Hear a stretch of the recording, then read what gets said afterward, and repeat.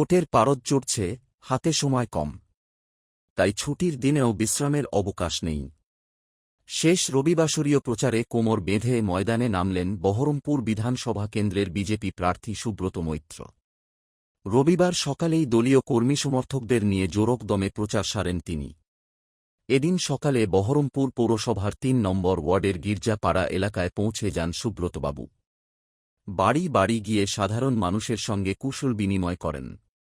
কোথাও বয়োজ্যেষ্ঠদের আশীর্বাদ নেন, আবার কোথাও যুবকদের সঙ্গে করমর্দন করে ভোটের আবেদন জানান।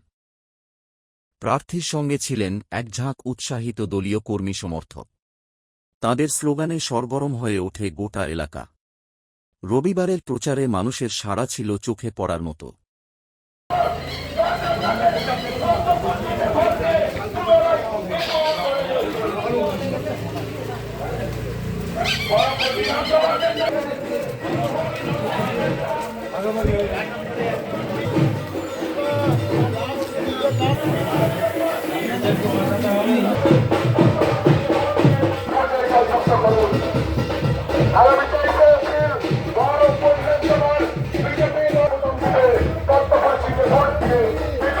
বিজেপি